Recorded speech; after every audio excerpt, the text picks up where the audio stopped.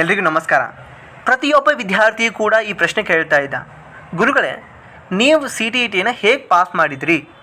ನಿಮ್ಮ ಒಂದು ಅಂಕಪಟ್ಟಿಯನ್ನು ತೋರಿಸೋದ್ರ ಮುಖಾಂತರ ಯಾವ್ಯಾವ ಸೆಕ್ಷನ್ಸ್ಗೆ ಎಷ್ಟೆಷ್ಟು ಒತ್ತು ಕೊಟ್ಟು ಪಾಸ್ ಮಾಡಿದ್ರಿ, ಮತ್ತು ಫಸ್ಟ್ ಅಟೆಂಪ್ಟ್ ಒಳಗಡೆ ಏನೆಲ್ಲ ಮಿಸ್ಟೇಕ್ ಮಾಡಿಕೊಂಡು ಇದು ನಂದು ಫಸ್ಟ್ ಅಟೆಂಪ್ಟ್ ಇದ್ರಿ, ಇನ್ನು ಸೆಕೆಂಡ್ ಅಟೆಂಪ್ಟ್ ಒಳಗಡೆ ಹೇಗೆಲ್ಲ ನೀವು ಅಂಕಗಳನ್ನು ಗಳಿಸಿ ಪಾಸ್ ಮಾಡಿದ್ರಿ ಎಕ್ಸಾಮನ್ನು ಅಂತ ಬಹಳ ವಿದ್ಯಾರ್ಥಿಗಳು ನನಗೆ ಪ್ರಶ್ನೆ ಮಾಡ್ತಾ ಇರೋದ್ರಿಂದ ಇವತ್ತಿನ ದಿನ ನಾನು ನಿಮಗೆ ಅದ್ರ ಬಗ್ಗೆ ಸ್ಪಷ್ಟವಾಗಿ ನಿಖರವಾಗಿ ಏನು ಓದಬೇಕು 30 ದಿನದೊಳಗಡೆ, ಯಾಕಂದರೆ ಒಂದು ತಿಂಗಳ ಟೈಮ್ ಇದೆ, ಎಷ್ಟು ಓದಬೇಕು ಮತ್ತು ಯಾಕೆ ಓದಬೇಕಪ್ಪ ಅನ್ನೋದನ್ನು ಹೇಳ್ತೀನಿ. ನೀವೇನಾದರೂ ಫಸ್ಟ್ ಟೈಮ್ ಎಜುಕ್ರಿಯೇಟಿವಿಟಿಗೆ ಭೇಟಿ ಕೊಡ್ತಾ ಇದ್ರೆ, ಇನ್ನೂವರೆಗೆ ಸಬ್ಸ್ಕ್ರೈಬ್ ಮಾಡದೇ ಇದ್ರೆ ಈ ಕೂಡಲೇ ಸಬ್ಸ್ಕ್ರೈಬನ್ನು ಮಾಡ್ಕೊರಿ. ಮೊದಲಿಗೆ ಬಂದುಬಿಟ್ಟು ನೀವೇನಾದರೂ CTET ಬಗ್ಗೆ ನಾನು ಪಾಸ್ ಮಾಡಲೇಬೇಕು ಈ ಒಂದು ಅಟೆಂಪ್ಟ್ ಒಳಗಡೆ, ನಾನು ಓದ್ತಾ ಇದ್ದೀನಿ, ಕೆಲವೊಂದಿಷ್ಟು ಸಮಸ್ಯೆಗಳಿಗೆ ನನಗೆ ಉತ್ತರ ಸಿಗ್ತಾ ಇಲ್ಲ, ನನಗೆ ಗುರುಗಳೇ ನಿಮಗೆ ನನ್ನ ಗೈಡೆನ್ಸ್ ಬೇಕಾಗಿದೆ, ನಿಮ್ಮ ಒಂದು ನನಗೆ ಯಾವ ರೀತಿ ಓದಬೇಕಾಗಿದೆ, ಹೇಗೆ ಓದಬೇಕಾಗಿದೆ ಅನ್ನೋದು ಬೇಕಾದರೆ ನೀವು ನನ್ನ ಒಂದು ಗೈಡೆನ್ಸನ್ನು ತೆಗೆದುಕೊಳ್ಬೋದು. ನಾನು ಯಾವ ರೀತಿಯಾಗಿ CTETನ ಪಾಸ್ ಮಾಡಿದೆ ಅಂತ ಈ ವಿಡಿಯೋದೊಳಗೆ ಹೇಳ್ತೀನಿ. ನೀವು ಗೈಡೆನ್ಸ್ ಒಳಗಡೆ ಸಿಂಪಲ್ಲಾಗಿ ನಾನು ಒಂದಿಷ್ಟು ಪಾಯಿಂಟ್ಸ್ಗಳನ್ನು ಹೇಳ್ತೀನಿ. ಏನೆಲ್ಲ ನಿಮಗೆ ಗೈಡೆನ್ಸ್ಗಳು ಸಿಗ್ತದೆ ನನ್ನ ಕಡೆಯಿಂದ ಅಂತಂದರೆ, ಫಸ್ಟ್ ಆಫ್ ಆಲ್ ನಿಮಗೆ ನನ್ನ ಕಡೆ ಇರುವಂತಹ ಮುಖ್ಯವಾಗಿ ಕನ್ನಡ ಪೆಡಗಾಗಿ, ಇಂಗ್ಲೀಷ್ ಪೆಡಗಾಜಿ ಮತ್ತು ಇಂಗ್ಲೀಷ್ ಗ್ರಾಮರ್ ಮತ್ತು ಅದೇ ರೀತಿಯಾಗಿ ಕನ್ನಡ ಗ್ರಾಮರ್ ಮತ್ತು ಸೈಕಾಲಜಿಗೆ ಏನು ಓದಬೇಕು ಲಿಸ್ಟ್ ಆಫ್ ದ ಇಂಪಾರ್ಟೆಂಟ್ ಟಾಪಿಕ್ಸನ್ನು ನಿಮಗೆ ಕಳಿಸ್ತೀನಿ ನಾನು ಗೈಡೆನ್ಸ್ ಒಳಗಡೆ. ಇದು ಪಾಯಿಂಟ್ ನಂಬರ್ 1. ಪಾಯಿಂಟ್ ನಂಬರ್ 2, ಈ ಟಾಪಿಕ್ಸನ್ನೆಲ್ಲ ಎಲ್ಲಿ ಕಳಿಸ್ತೀನಿ ಅಂತಂದರೆ, ನಾನು ಗೈಡ್ ಮಾಡುವಂಥ ಸ್ಟೂಡೆಂಟ್ಸ್ಗೆ ಒಂದು ಸಪ್ರೇಟ್ ಆದಂಥ ಒಂದು ಗ್ರೂಪ್ ಇರ್ತದೆ, ಆ ಗ್ರೂಪ್ ಒಳಗೆ ನಿಮಗೂನೆಲ್ಲ ಕಳಿಸ್ತೀರಿ. ಇದು ಒಂದು ಪಾಯಿಂಟು. ಮತ್ತೊಂದು ಪಾಯಿಂಟು, ಇನ್ನು ಪ್ರತ್ಯೇಕವಾಗಿ ನಿಮಗೇನಾದರೂ ಡೌಟ್ಸ್ ಇದ್ದರೆ ಡೌಟ್ಸ್ ಕ್ಲಾರಿಫೈ ಸೆಷನ್ಸ್ಗಳನ್ನು ಕೂಡ ನಾನು ಕಂಡಕ್ಟ್ ಮಾಡ್ತೀನಿ. ಮಧ್ಯಾಹ್ನ 2:30ರಿಂದ 3:30ವರೆಗೂ ಕೂಡ ನಿಮಗೆ ನಾನು ಡೌಟ್ ಕ್ಲಾರಿಫೈ ಸೆಷನ್ಸ್ಗಳನ್ನು ನಿಮಗೋಸ್ಕರನೇ ನಾನು ಗೂಗಲ್ ಮೀಟಿಂಗ್ ಮುಖಾಂತರ ಕಂಡಕ್ಟ್ ಮಾಡ್ತೀನಿ. ಇದು ನಿಮಗೆ ಗೊತ್ತಿರಲಿ. ಮತ್ತೊಂದು ಇಂಪಾರ್ಟೆಂಟ್ ಥಿಂಗ್ ಏನಪ್ಪ ಅಂತಂದರೆ, ನಿಮಗೆ ಸ್ಟಡಿ ರಿಲೇಟೆಡ್ ಏನಾದರೂ ಸಮಸ್ಯೆ ಬಂದರೆ ನೀವು 100% ನನ್ನನ್ನು ನೀವು ರೀಚ್ ಔಟ್ ಆಗ್ಬೋದು. ನಿಮಗೆ ನಾನು ಆ ತಕ್ಷಣವೇ ನಿಮಗೆ ಉತ್ತರ ಸಿಗಲಿಲ್ಲ ಅಂದರೂ ಕೂಡ ಆ ದಿನದೊಳಗಡೆ ನಿರಂತರವಾಗಿ 24 ತಾಸೊಳಗಡೆ ಖಂಡಿತವಾಗ್ಲೂ ನಿಮಗೆ ನಾನು ಉತ್ತರ ಕೊಡ್ತೀನಿ. ಅದು ನನ್ನ ಒಂದು ಜವಾಬ್ದಾರಿ ಆಗಿದೆ. ಇದನ್ನು ನೀವು ಅರ್ಥ ಮಾಡ್ಕೋಬೇಕು. ಮತ್ತೊಂದು ಇಂಪಾರ್ಟೆಂಟ್ ಥಿಂಗ್ ಏನಂತಂದರೆ, NCERT ಪುಸ್ತಕಗಳನ್ನು, NCERT ಇಂಪಾರ್ಟೆಂಟ್ ಬುಕ್ಸ್ಗಳನ್ನು ಅಂದರೆ 6th 7th 8th 9th 10th ಈ ಬುಕ್ಸ್ಗಳನ್ನು ಕೂಡ ನಿಮಗೆ ಕಳಿಸುವಂಥ ಪ್ರಯತ್ನವನ್ನು ನಾನು ಮಾಡ್ತೀನಿ. ಮತ್ತು ವಿಶೇಷವಾಗಿ ಹೇಳಬೇಕಂತಂದರೆ, ಯಾವ ಇಂಪಾರ್ಟೆಂಟ್ ಏನು ನೋಟ್ಸ್ ಇದೆ ಅನ್ನೋಕ್ಕಿಂತ ಕ್ವಶನ್ ಪೇಪರ್ಸ್ಗಳನ್ನು ಸರಿಯಾಗಿ ಅನಲೈಸಸ್ ಮಾಡಬೇಕು. ಹೇಗೆ ಅನಲೈಸಸ್ ಮಾಡಬೇಕು ಕ್ವಶನ್ ಪೇಪರ್ಸನ್ನು ನಿಮಗೆ ನಾನು ಅದೇ ಒಂದು ಗೈಡೆನ್ಸ್ ಒಳಗಡೆ ಕೊಡ್ತೀನಿ. ಇದು ನಿಮಗೆ ಗೊತ್ತಿರಲಿ. ಸೊ ಈ ಹೋಪ್ ಇವೆಲ್ಲ ಪಾಯಿಂಟ್ಸ್ಗಳನ್ನು ನಾನು ಇನ್ನೂ ಕೂಡ ಭಾಳಷ್ಟು ಪಾಯಿಂಟ್ಸ್ಗಳಿದಾವೆ, ನಾನು ನಿಮಗೆ ಹೇಳ್ಕೊಡ್ತೀನಿ. ನಿಮ್ಮ ಸ್ಟಡಿ ಟ್ರಿಕ್ಸ್ ಆಗಿರ್ಬೋದಿಲ್ಲ. ಈ ಗೈಡೆನ್ಸ್ ಏನಾದರೂ ತೆಗೆದುಕೊಳ್ಬೇಕಾದ್ರೆ ಈ ಸ್ಕ್ರೀನ್ ಮೇಲೆ ಕಾಣುವಂತಹ ಒಂದು ವಾಟ್ಸಪ್ ನಂಬರ್ಗೆ ನೀವೇನು ಮಾಡ್ಬೋದು, ಸರ್ ಐ ನೀಡ್ ಗೈಡೆನ್ಸ್ ಅಂತಂದು ಒಂದು ಮೆಸೇಜ್ ಹಾಕಿದರೆ ನಿಮಗೆ ಖಂಡಿತವಾಗಲೂ ಕೂಡ ನಾನು ನನ್ನ ಒಂದು ಗ್ರೂಪ್ಗೆ ಸೇರಿಸಿ ನಾನು ಗೈಡ್ ಮಾಡ್ತೀನಿ. ಬಟ್ ಇದು ಒಂದು ಗೈಡೆನ್ಸ್ ತೆಗೆದುಕೊಳ್ಳೋಕ್ಕೆ 1 ತಿಂಗಳ ನಿಮಗೆ ಸಮಯ ಇದೆ. ಸುಮಾರು ಒಂದು 200 ರೂಪಾಯಿಗಳು ಆಗ್ತದೆ. ಅಂದರೆ ನಾನು ಯಾವುದೇ ಕಾರಣಕ್ಕೂ ಕೂಡ ಯಾರಿಗೂ ಕೂಡ ಉಚಿತವಾಗಿ ಮಾಡಲಿಕ್ಕೆ ಹೋಗೋದಿಲ್ಲ. ಯಾಕೆಂದರೆ ಉಚಿತವಾಗಿ ಕೊಟ್ಟದ್ದು ಅದಕ್ಕೆ ಬೆಲೆ ಇರೋದಿಲ್ಲ ಅಂತಂದು ಕೂಡ ನನಗೆ ಸ್ಪಷ್ಟವಾಗಿ ಗೊತ್ತಿದೆ. ಸೊ ಐ ಹೋಪ್ ಇದು ನಿಮಗೆ ಕ್ಲಿಯರ್ ಆಯಿತು ಅಂದ್ಕೊಳ್ತಾ ಇದ್ದೀನಿ ನಾನು. ಗೈಡೆನ್ಸ್ ಬೇಕಾದವರು ಈ ಒಂದು ಸ್ಕ್ರೀನ್ ಮೇಲೆ ಕಾಣುವಂತಹ ವಾಟ್ಸಪ್ ಸಂಖ್ಯೆಗೆ ನೀವು ಸಂಪರ್ಕಿಸ್ಬೋದು. 9550733976 ಅಂತ. ಸೊ ಇದಕ್ಕೆ ನೀವು ಸರ್ ಐ ನೀಡ್ ಗೈಡೆನ್ಸ್ ಅಂತಂದು ನೀವೇನು ಮಾಡಬೇಕು ಟೈಪ್ ಮಾಡಿ ವಾಟ್ಸಪ್ ಮಾಡಿದರೆ 100% ನಿಮ್ಮನ್ನು ನಾನು ಗೈಡ್ ಮಾಡ್ತೀನಿ. 9550733976. ಓಕೆ, ಇವತ್ತಿನ ಈ ಒಂದು ಟಾಪಿಕ್ಗೆ ಬರೋದಾದರೆ ನೋಡಿ, ಈಗ ಫಸ್ಟ್ ಆಫ್ ಆಲ್ ನಾನು ಫಸ್ಟ್ ಅಟೆಂಪ್ಟ್ ಒಳಗೆ ಬರೆದಾಗ ನೀವು ಸ್ಕ್ರೀನ್ ಮೇಲೆ ನೋಡ್ತಾ ಇದ್ದೀರಿ. ಫಸ್ಟ್ ಅಟೆಂಪ್ಟ್ ಇದು ನಂದು ಫಸ್ಟ್ ಅಟೆಂಪ್ಟ್ ಇದು ಮಾರ್ಕ್ಸ್ ಕಾರ್ಡ್. ಓಕೆನಾ, 2024-25 ಸಾಲಿನೊಳಗೆ ಬರೆದಿದ್ದೀನಿ ನಾನು. ಫಸ್ಟ್ ಅಟೆಂಪ್ಟ್ ಒಳಗೆ ಬರೆದಾಗ ನಂದು 86 ಆಗಿತ್ತು ನೋಡ್ರಿ. ಇದು ಪೇಪರ್ 2 ಬಗ್ಗೆ ನಾನು ಮಾತಾಡ್ತಾ ಇದ್ದೀನಿ.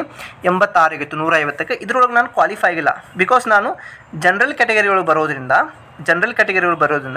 ಜನರಲ್ ಅವರಿಗೆ 150ಕ್ಕೆ ಕನಿಷ್ಠ 90 ತೊಗೋಬೇಕಲೇ, ನೀವು 90 ತೊಗೊಳ್ಳೇಬೇಕಾಗ್ತದೆ. ಸೊ ಹೀಗಾಗಿ ನಾನು ಇದನ್ನು ಏನಾಗಲಿಲ್ಲ, ಸೊ ಈ ಎಕ್ಸಾಮನ್ನು ಪಾಸ್ ಆಗಲಿಲ್ಲ. ಇದು ನಿಮಗೆ ಗೊತ್ತಿರಲಿ. ಓಕೆ, 86 ತೊಗೊಂಡೆ.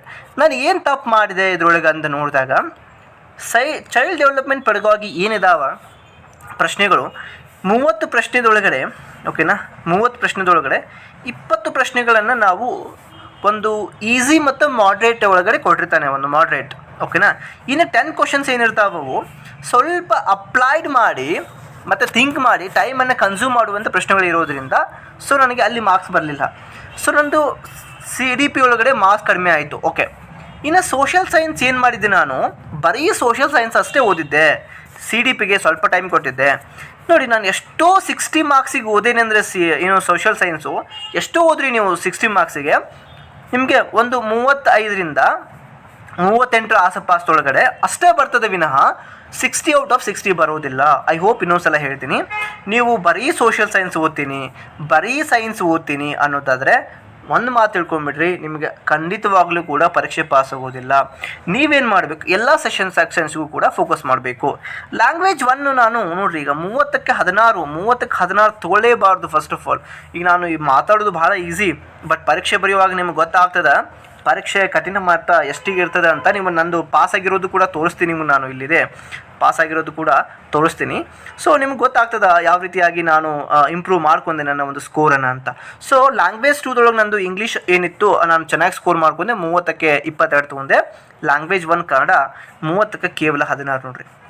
ಅಂದರೆ ಬರೀ ಏನು ಹೇಳೋರು ಬುದ್ಧಿವಂತರು ಇರ್ತಾರೆ ಅಂತ ಅನ್ಕೋದಲ್ಲ, ನಾವು ಕೂಡ ದಡ್ಡಿರ್ತೀವಿ, ಆದರೆ ಪ್ರಯತ್ನ ಮಾಡಿ ಸ್ವಲ್ಪ ಬುದ್ಧಿವಂತರಾಗಿರ್ತೀವಿ. 100ಕ್ಕೆ 100% ನಾವು ಬುದ್ಧಿವಂತರಲ್ಲ, ಇನ್ನೂ ಒಂದು ಸಲ ಹೇಳ್ತೀನಿ. ಆದರೆ ಒಂದು ಏನು ಜೀವನದೊಳಗಡೆ ಕಲಿಯುವಿಕೆ ಏನಿದೆ ಅದು ನಮ್ಮನ್ನು ಒಂದು ಉನ್ನತ ಮಟ್ಟದ ಸ್ಥಾನಕ್ಕೆ ಕರ್ಕೊಂಡು ಹೋಗ್ತದೆ, ಅದನ್ನು ನಾವು ಅಕ್ಸೆಪ್ಟ್ ಮಾಡ್ಕೋಬೇಕು. ಇಲ್ಲಿ ನಾನು ಇಂಪ್ರೂವ್ಡ್ ಅಂದರೆ ಕ್ವಾಲಿಫೈಡ್ ಆದಂತಹ ಒಂದು ಮಾರ್ಕ್ಸ್ ಕಾರ್ಡನ್ನು ನಿಮಗೆ ನಾನು ತೋರಿಸ್ತಾ ಇದ್ದೀನಿ.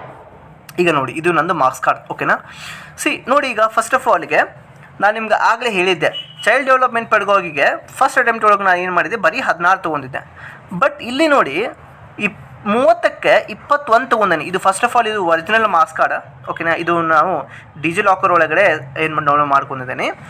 ಇದು ಕ್ವಾಲಿಫೈಡ್ ಆದವ್ರಿಗೆ ಅಷ್ಟೇ ಬರ್ತದೆ. ನೋಡಿ, ಯಾರೆಲ್ಲ ನೀವು ಕ್ವಾಲಿಫೈಡ್ ಆಗಿರಿ, ಡಿಜಿಲಾಕರ್ ಒಳಗಡೆ ಒಂದು ಎಕ್ಸಾಮ್ ಮುಗಿದು ಕ್ವಾಲಿಫೈಡ್ ಆಗಿ ಒಂದು 4ರಿಂದ 5 ತಿಂಗಳ ನಂತರ ನಿಮಗೆ ಏನು ಸಿಗ್ತದೆ, ಡಿಜಿಲಾಕರ್ ಒಳಗೆ ಸಿಗ್ತದೆ. ಇದನ್ನು ನೀವು ಡೌನ್ಲೋಡ್ ಮಾಡ್ಕೊರಿ. ಓಕೆ, ನೋಡಿ, ನಾನು CDP ಬಗ್ಗೆ ಮಾತಾಡ್ತಾ ಇದ್ದೆ. CDPಗೆ 21 ತೊಗೊಂಡೆ ನಾನು ಓಕೆನಾ. ದಟ್ ಮೀನ್ಸ್ ನಾನು ಹೇಳ್ದಂಗೆ 20 ಪ್ರಶ್ನೆಗಳು ಈಸಿ ಇರ್ತಾವೆ, ನಾವು 20 ತೊಗೊಳ್ಳೇಬೇಕಾಗ್ತದೆ. ಸೋಷಿಯಲ್ ಸೈನ್ಸ್ ನಾನು ಎಷ್ಟೋ ಓದಿದ್ದೆ ನೋಡಿ, ಫಸ್ಟ್ ಅಟೆಂಪ್ಟು ಸೋಷಿಯಲ್ ಸೈನ್ಸ್ ಭಾಳ ಓದಿದ್ದೆ, ಸೆಕೆಂಡ್ ಅಟೆಂಪ್ಟು ಓದಲೇ ಇಲ್ಲ ನಾನು. 32 ಓದಲಿಲ್ಲ ಅಂದರೆ ಸ್ವಲ್ಪ ರಿವಿಷನ್ ಮಾಡಿ ನೋಡಿದ್ದೆ ಅಷ್ಟೇ, ಬಟ್ ಅದೇ ನನ್ನ ಜೀವನ ಆಗಿರಲಿಲ್ಲ. ಸೊ ಹೀಗಾಗಿ ನಾನು ಏನು ಮಾಡಿದ್ದೆ, ಅಲ್ಲಿ ಎವರೇಜ್ ಸ್ಕೋರ್ ಬಂದೇ ಬರ್ತದೆ. ನೀವು 60ಗೆ ಎಷ್ಟೋ ನೀವು ಟ್ರೈ ಮಾಡಿದ್ರು ಕೂಡ ಎವರೇಜ್ 30 ಮೇಲೆ ಬಂದೇ ಬರ್ತದೆ. ನೀವು 60 ಔಟ್ ಆಫ್ 60 ತೊಗೊಳಕ್ಕೆ ಹೋಗಬೇಡಿ, ನೋಡ್ಲಿಕ್ಕೆ ಹೋಗಬೇಡಿ ಓಕೆನಾ. That's important. ಮತ್ತು ವಾಟ್ ಅಬೌಟ್ ಅದರ್ ಥಿಂಗ್ ಏನಪ್ಪ ಅಂತಂದರೆ, ನಾನು ಇನ್ನೊಂದು ಪ್ಲಸ್ ಪಾಯಿಂಟ್ ಏನಪ್ಪ ಅಂತಂದರೆ, ಇಂಗ್ಲೀಷ್ ನಾನು ಲ್ಯಾಂಗ್ವೇಜ್ 1 ತಗೊಂಡಿದ್ದೆ. ಲ್ಯಾಂಗ್ವೇಜ್ 1 ಇಂಗ್ಲೀಷ್ ತಗೊಂಡಿದ್ದೆ.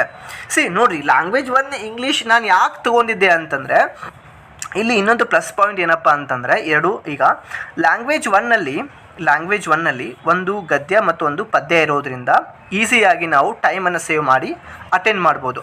ನೀವು ಲ್ಯಾಂಗ್ವೇಜ್ 2ದಲ್ಲಿ ಯಾವುದೇ ಒಂದು ಭಾಷೆ ತಗೋರಿ, ಅಲ್ಲಿ ಎರಡೂ ಕೂಡ ಏನಿರ್ತಾವ, ಗದ್ಯಗಳಿರ್ತಾವ. ಎರಡೂ ಕೂಡ ಗದ್ಯಗಳಂದರೆ ಎರಡೂ ಕೂಡ ಪ್ರೋಸೆ ಇರ್ತದೆ. ಸೊ ಹೀಗಾಗಿ ಇಲ್ಲಿ ಸ್ವಲ್ಪ ಟೈಮ್ ಕನ್ಸ್ಯೂಮ್ ಆಗ್ತಾ ಇರೋದ್ರಿಂದ ನಾನು ಫಸ್ಟ್ ಲ್ಯಾಂಗ್ವೇಜ್ ಇಂಗ್ಲೀಷ್ ತೊಗೊಂಡು ಸೆಕೆಂಡ್ ಲ್ಯಾಂಗ್ವೇಜ್ ಕನ್ನಡ ತೊಗೊಂಡೆ. ಫಸ್ಟ್ ಲ್ಯಾಂಗ್ವೇಜ್ 30ಕ್ಕೆ ನಾನು ಔಟ್ ಆಫ್ 22 ತೊಗೊಂಡಿದ್ದೆ. ಅಂದರೆ ನನಗೆ ಇಂಗ್ಲೀಷ್ ಇನ್ನೂ ಕೂಡ ಚೆನ್ನಾಗಿ ಗ್ರಿಪ್ ಇದೆ. ಫಸ್ಟ್ ಆಫ್ ಆಲ್ ನಾನು ಅದಕ್ಕೆ ಭಾಳ ಕೃತಜ್ಞತೆಯನ್ನು ಸಲ್ಲಿಸ್ತೇನೆ. ಇಲ್ಲಿ ನೋಡಿ, ನಾನು ಸೆಕೆಂಡ್ ಲ್ಯಾಂಗ್ವೇಜ್ ಕನ್ನಡದಲ್ಲಿ ಕೇವಲ 16 ತೊಗೊಂಡೇನಿ. ನೀವೇನು ಮಾಡಬೇಕಂತಂದರೆ 22ನ ಹಿಡ್ಕೊಂಡು 25 ಮಟ್ಟ ಸ್ಕೋರ್ ಮಾಡಲೇಬೇಕು. ಕ್ವಾಲಿಫೈ ಆಗಬೇಕನ್ನೋರು 25 ಸ್ಕೋರ್ ಮಾಡಲೇಬೇಕು. ಯಾರು ಸರ್ ನನಗೆ 82 ಬೇಕು ಸರ್, ನನಗೆ 90 ಬೇಕು ಅನ್ನೋಂಗಿಲ್ಲ. ಕನಿಷ್ಠ ನೀವು 100ಗೆ ಟ್ರೈ ಮಾಡಬೇಕು.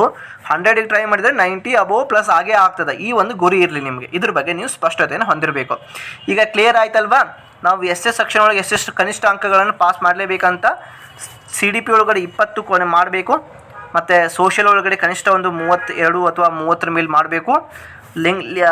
ಇಂಗ್ಲೀಷ್ ಲ್ಯಾಂಗ್ವೇಜ್ 1 ಅಥವಾ ಇಂಗ್ಲೀಷ್ ಲ್ಯಾಂಗ್ವೇಜ್ 2ದಲ್ಲಿ ಆಗಲಿ, ಲ್ಯಾಂಗ್ವೇಜ್ 1 ಯಾವ್ದು ತೊಗೊಳ್ತೀರಿ, ಯಾರು ಬೇಕಾದ ತೊಗೊಳ್ರಿ. ನೀವು ಕನ್ನಡ ತೊಗೋರಿ, ಉರ್ದು ತೊಗೋರಿ, ಇಂಗ್ಲೀಷ್ ತೊಗೋರಿ. ಅದರೊಳಗಡೆ 30ಕ್ಕೆ ಕನಿಷ್ಠ 20 ಮೇಲೆ ನೀವು ಸ್ಕೋರ್ ಮಾಡಲೇಬೇಕು. ಇದ್ರ ಬಗ್ಗೆ ನಿಮಗೆ ಸ್ಪಷ್ಟತೆ ಇರಲಿ. ಮತ್ತು ಲ್ಯಾಂಗ್ವೇಜ್ 2 ಯಾರು ಮಾಡ್ತೀರಿ, ಮೀನ್ಸ್ ಯಾರು ನೀವು ಲ್ಯಾಂಗ್ವೇಜ್ 2ನ ಬೇರೆ ಬೇರೆ ಲ್ಯಾಂಗ್ವೇಜ್ ತೊಗೊಂಡಿರ್ಬೋದು. ಇದ್ರ ಒಳಗಡೆ ನೀವು ಕಡಿಮೆ ತೊಗೊಂಡ್ರೂ ಪರವಾಗಿಲ್ಲ, ಬಟ್ 20 ಅಥವಾ 15 ಮೇಲೆ ತಗೋರಿ, ಇದಕ್ಕಿಂತ ಬಹಳ ಕಡಿಮೆ ತೊಗೋಬೇಡ್ರಿ, ಯಾಕಂದ್ರೆ ನೀವು ಕ್ವಾಲಿಫೈ ಆಗೋಲ್ಲ. ಇದ್ರ ಬಗ್ಗೆ ನಿಮಗೆ ಸ್ಪಷ್ಟತೆ ಇರಲಿ. ಇದು ನಿಮಗೆ ಕ್ಲಿಯರ್ ಆಯಿತು ಅಂದ್ಕೊಳ್ತಾ ಇದ್ದೀನಿ. ಇನ್ನು ನಾನು ಏನು ವಿಷಯ ಮಾತಾಡಬೇಕಂತ ಅಂತಂದರೆ, ನೋಡಿ, ಈಗ ನಿಮಗೆ ಎಕ್ಸಾಮ್ಸ್ಗೆ ಇನ್ನು 30 ದಿನ ಇದೆ, ಹೌದಲ್ವಾ? ಇನ್ನೂ ಎಷ್ಟಿದೆ? 30 ಡೇಸ್ ಇದೆ, ಓಕೆನಾ? ಈ 30 ಡೇಸ್ ಒಳಗಡೆ ನೀವು ಮಾಡಬೇಕಾಗಿರೋದು ಇಷ್ಟೇ. ನಾನು ನಿಮಗೆ ಫಸ್ಟ್ ಆಫ್ ಆಲ್ ನೀಟಾಗೆ ಎಕ್ಸ್ಪ್ಲೇನ್ ಮಾಡ್ತಾ ಹೋಗ್ತೀನಿ, ಇದನ್ನು ನೀವು ಅರ್ಥ ಮಾಡ್ಕೋಬೇಕು, ಓಕೆನಾ? ನೀಟಾಗೆ ಎಕ್ಸ್ಪ್ಲೇನ್ ಮಾಡ್ತಾ ಹೋಗ್ತೀನಿ, ಇದನ್ನು ನೀವು ಅರ್ಥ ಮಾಡ್ಕೋಬೇಕು. ಓಕೆ, ನಿಮ್ಮ ಕಡೆ ಫಸ್ಟಿಗೆ ಏನಿರಬೇಕಪ್ಪ ಅಂತಂದರೆ, ನಿಮಗೆ ಗೊತ್ತಿದೆ ಫಸ್ಟಿಗೆ ಬರೋದು ಸೈಕಾಲಜಿ. ಅದಕ್ಕೆ ಅವರು ಸೈಕಾಲಜಿ ಅನ್ನಂಗಿಲ್ಲ, CDP ಅಂತಾರೆ. CDP ಒಳಗೆ ಎಷ್ಟು ಕ್ವಶನ್ ಬರ್ತಾವೆ? 30 ಕ್ವಶನ್ ಬರ್ತಾವೆ. ಹೀಗೆ ನಾನು ಮೊದಲಿಗೆ CDP ಮಾಡ್ತೀನಿ, ಆಮೇಲೆ CDP ಆದಮೇಲೆ ನಿಮ್ಮ ಸಬ್ಜೆಕ್ಟ್ ಸೋಷಿಯಲ್ ಸೈನ್ಸ್ ಮತ್ತು ಮ್ಯಾಥ್ಸ್ ಮಾಡ್ತೀನಿ, ಆಮೇಲೆ ಲ್ಯಾಂಗ್ವೇಜ್ ಮಾಡ್ತೀನಿ. ಇದು ನಿಮಗೆ ಕ್ಲಿಯರ್ ಇರಲಿ. CDP ನಿಮ್ಗೆ ಏನಿರಬೇಕು? ಕ್ವಶನ್ ಪೇಪರ್ಸ್ ಇರಬೇಕು. ನೋಡಿರಿ, ಈಗ ಆಫ್ಲೈನ್ ಕ್ವಶನ್ ಪೇಪರ್ಸ್ ಅಂತ ಬರ್ತಾವೆ. ಆಫ್ಲೈನ್ ಕ್ವಶನ್ ಪೇಪರ್ಸ್ ಅಂದರೆ ಪೆನ್ ಆ್ಯಂಡ್ ಪೇಪರ್ ಒಳಗಡೆ ಈಗ ನಡೀತಾ ಇದ್ದು ಒಂದು 3 ವರ್ಷ ಆಯಿತು, ಓಕೆನಾ? Pen and paper. ನಿಮ್ಗೆ ಏನಾದರೂ ಪ್ರಶ್ನೆ ಪತ್ರಿಕೆ, ಆಗೇನು ಪ್ರಶ್ನೆ ಪತ್ರಿಕೆ ಬೇಕಾದರೆ ನನ್ನ ನೀವು ಸಂಪರ್ಕಿಸ್ಬೋದು. ಸಂಪರ್ಕಿಸುವ ಸಂಖ್ಯೆಯನ್ನು ನಾನು ಈಗ ಆಲ್ರೆಡಿ ನಿಮಗೆ ಕೊಟ್ಟಿದ್ದೀನಿ. ನೋಡಿ, ಈಗ ಇಲ್ಲಿ ನೀವು ಏನು ಮಾಡಬೇಕು CDPಯಲ್ಲಿ ಅಂತಂದರೆ, ಪ್ರಶ್ನೆ ಪತ್ರಿಕೆಯನ್ನು ಬಾಜು ಇಟ್ಕೋಬೇಕು, ನೀವು ಪ್ರಿಂಟೌಟ್ ತೆಗೆಸ್ಕೋಬೇಕು, ಅಥವಾ ನಿಮ್ಮ ಕಡೆ ಏನಾದರೂ PDF ಇದೆ ಅಂದರೆ PDF ಓಪನ್ ಮಾಡಬೇಕು. ಓಪನ್ ಮಾಡಿ ಇನ್ನೊಂದು ಸೈಡ್ ನೀವೇನು ಮಾಡಬೇಕು? ಪೆನ್ ಆ್ಯಂಡ್ ಪೇಪರ್ ತೊಗೋಬೇಕು. ಪೆನ್ ಆ್ಯಂಡ್ ಪೇಪರ್ ತೊಗೊಂಡು ಅದರ ಹೆಡ್ಡಿಂಗ್ ಏನು ಹಾಕಬೇಕು? CDP, ಓಕೆ, ಇಂಪಾರ್ಟೆಂಟ್ ಟಾಪಿಕ್ ಅಂತ ನೀವೇನು ಮಾಡಬೇಕು? ಬರಿಬೇಕು. ಹಿಂಗೆ ಬರಿಬೇಕು, ಓಕೆನಾ? ಹಿಂಗೆ ಬರೆದು ಇಲ್ಲಿ 1.1 ಅಂತ ಬರೆದು ಇಲ್ಲಿ ನೀವು ಬರಿಬೇಕು. ಏನು ಬರಿಬೇಕು? ಒಂದು ಕ್ವಶನನ್ನು ಓದಬೇಕು. ಮೊದಲನೇ ಕ್ವಶನ್ ಏನಿದೆ ಅಂತಂದರೆ, Sujata participates eagerly in the dance competition only because she is interested in winning the first prize cash. Sujata is dash, extrinsically motivated, mastery oriented learner, intrinsically motivated, failure avoiding learner ಅಂತ ಕೇಳಿದಾನೆ. ಇದಕ್ಕೆ ಸರಿಯಾದ ಉತ್ತರ ಬಂದುಬಿಟ್ಟು ಎಕ್ಸ್ಟ್ರಿನ್ಸಿಕಲಿ ಮೋಟಿವೇಟಿಂಗ್, ಓಕೆನಾ? Okay, ಹಾಗಾದರೆ ಈ ಪ್ರಶ್ನೆ ಯಾವ ಒಂದು ಟಾಪಿಕ್ ಮೇಲೆ ಬಂದಿದೆ? ಈ ಒಂದು ಪ್ರಶ್ನೆ ಬಂದಿರೋದು 1.1 ಮೋಟಿವೇಶನ್.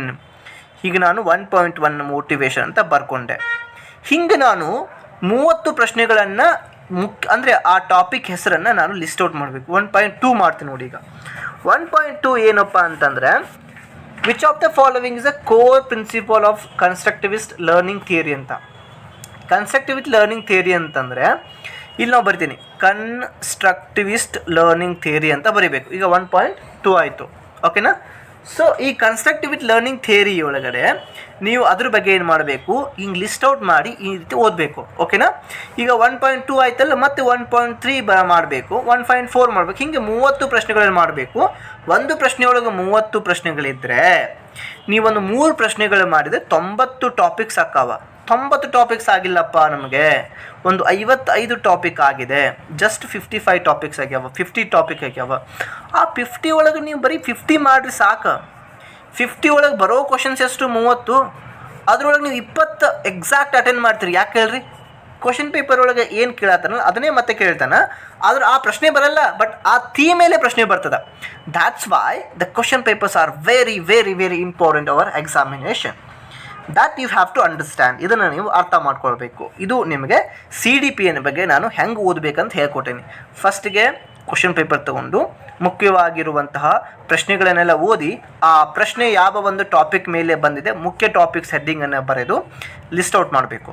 ಅವುಗಳನ್ನು ನೀವೇನು ಮಾಡಬೇಕು? ಓದಬೇಕು. ಈಗ ನೀವು CDP ಹಿಂಗೆ ಮಾಡಿದ್ರಿ, ಹಿಂಗೆ ಮಾಡೋಕೆ ನೀವು ಒಂದು ಎಷ್ಟು ತೊಗೊಳ್ಬೋದು? ಒಂದು 4 to 5 hours ತೊಗೋಬೋದಾ?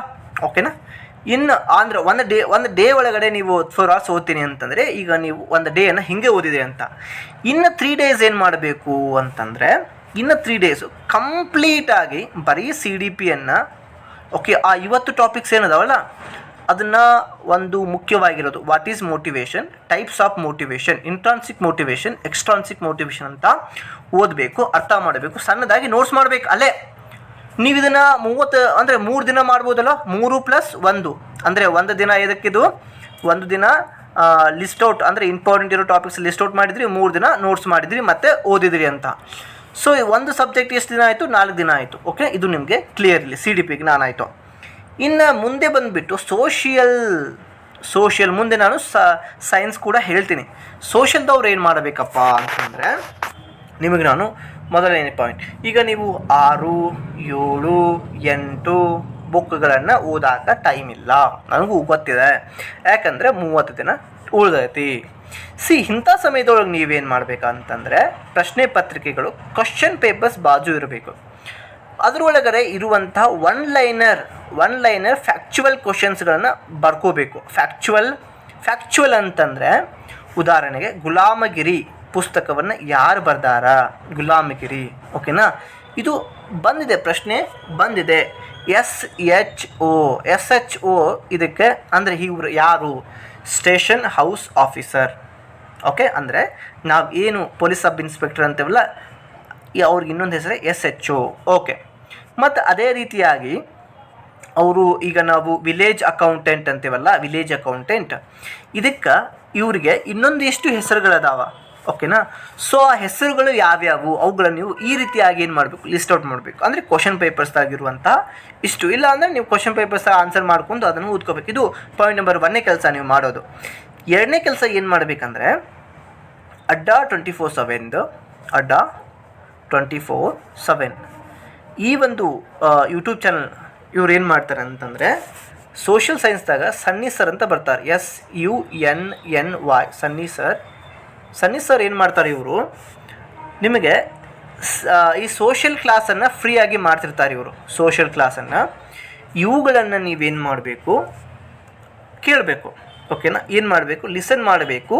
ಮತ್ತು ಮುಖ್ಯವಾಗಿರೋದು ನಿಮ್ಗೆ ಅನಿಸಿದರೆ ನೀವೊಂದು ನೋಟ್ಬುಕ್ ತೊಗೊಂಡು ಅದರೊಳಗಡೆ ಬರೀಬೇಕು. ಇದಕ್ಕೆ ಮಾಡೋ ಕೆಲಸ ನಿಮ್ಮದು, ಇದು ನಿಮಗೆ ಗೊತ್ತಿರಲಿ. ಈಗ ಇದಾದಮೇಲೆ ನೀವೇನು ಮಾಡಬೇಕು, ಸಾಧ್ಯವಾದರೆ ಈ ಅರಿಹಂತ್ ಅವ್ರದ್ದು 15 ಮಾಕ್ ಟೆಸ್ಟ್ ಒಂದು ಬುಕ್ ಬರ್ತದೆ. 15 ಮಾಕ್ ಟೆಸ್ಟ್ದು ಸೋಷಿಯಲ್ ಸೈನ್ಸಿಗೆ ಸಂಬಂಧಪಟ್ಟಿದೆ. ಇದು Arihant social science paper 2 15 mock test papers ಬುಕ್ಕನ್ನು ಒಂದು 220 ರೂಪಾಯಿಗಿರ್ಬೋದು. ಇದು ಒಂದು 200 ರೂಪಾಯಿ ಹಿಂಗಿದೆ. ಎಕ್ಸಾಕ್ಟಾಗಿ ನನಗೆ ಎಷ್ಟು ಅಂತ ಬೆಲೆ ಗೊತ್ತಿಲ್ಲ. ಸೊ ನೀವು ಹೋಗಿ ನೋಡ್ಕೊರಿ. ಇವ್ರದ್ದು ಬುಕ್ಕನ್ನು ಸಾಧ್ಯವಾದರೆ ನೀವು ಏನು ಮಾಡ್ಬೋದು, ಆನ್ಲೈನ್ ಒಳಗಡೆ ತೆಗೆದುಕೊಳ್ಬೋದು. ಇದು ನಿಮಗೆ ಕ್ಲಿಯರಾಗಿ ಗೊತ್ತಿರಲಿ. ಓಕೆನಾ. ನೀವೇನು ಮಾಡಬೇಕು, ಒಂದು 10 days ಬಿಫೋರ್ ಇಷ್ಟು ಅಂದರೆ ಟೆಸ್ಟ್ಗಳನ್ನು ಅಟೆಂಡ್ ಮಾಡಬೇಕು. ನಿಮ್ಗೆ ಉತ್ತರ ಗೊತ್ತಿಲ್ಲ ಅಂದರೂ ಕೂಡ ಟ್ರೈ ಮಾಡಬೇಕು. ಪ್ರಶ್ನೆಗಳನ್ನು ಓದಬೇಕು, ಟ್ರೈ ಮಾಡಬೇಕು. ಹಿಂಗೆ ಮಾಡೋದ್ರಿಂದ ಒಂದು ರೀಡಿಂಗ್ ಸ್ಕಿಲ್ ಜಾಸ್ತಿ ಆಗ್ತದೆ. ಕ್ವಶನ್ಸ್ಗಳನ್ನು ಅಂಡರ್ಸ್ಟ್ಯಾಂಡಿಂಗ್ ಮಾಡ್ಕೋತೀರಿ, ಅದು ಇಂಪಾರ್ಟೆಂಟ್ ಇದೆ. 3rd ಇಂಪಾರ್ಟೆಂಟ್ ಏನು, ಒಂದು ಅನಲೈಸಿಸ್ ಮಾಡುವಂಥ ಸ್ಕಿಲ್ ಬರ್ತದೆ. 4th ಒನ್ ಏನು ಮಾಡ್ತದೆ, ಎಲಿಮಿನೇಷನ್ ಟೆಕ್ನಿಕ್ಸ್ಗಳನ್ನು ನೀವೇನು ಮಾಡ್ಬೋದು, ಬಳಕೆ ಮಾಡ್ಬೋದು.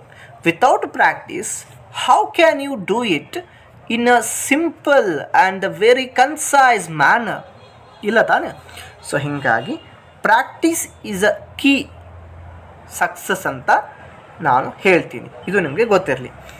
ಸೋಷಿಯಲ್ ಸೈನ್ಸಿಗೆ ಇಷ್ಟು ಮಾಡಿ, ಸೋಷಿಯಲ್ ಪೆಡಗಾಗಿ ಬಂದುಬಿಟ್ಟು, ಪೆಡಗಾಗಿ ಕೂಡ ಅವರೇ ಸನ್ನಿ ಸರ್ ಕ್ಲಾಸಸ್ ಮಾಡ್ತಾರೆ. ಪೆಡಗಾಗಿ ದಯವಿಟ್ಟು ಅದನ್ನು ಕೂಡ ನೀವೇನು ಮಾಡಿ ಓದ್ರಿ. ಇದು ನಿಮಗೆ ಕ್ಲಿಯರ್ ಆಯಿತು. ಸರ್, ವಾಟ್ ಅಬೌಟ್ ಏನು, ನಾವು ಸೈನ್ಸ್ ಮತ್ತು ಮ್ಯಾಥ್ಸ್ ವಿದ್ಯಾರ್ಥಿಗಳಿದ್ದೀವಿ, ನಾವೇನು ಮಾಡಬೇಕ್ರಿ? ಓಕೆ, ಇನ್ನು ಸೈನ್ಸ್ ಮತ್ತು ಮ್ಯಾಥ್ಸ್ದವರು, ಸೈನ್ಸ್ ಮತ್ತು ನಾನು ಪೇಪರ್ ಒಂದು ಕೂಡ ಹೇಳ್ತೀನಿ, ಸ್ವಲ್ಪ ತಾಳ್ಮೆ ಇರಲಿ.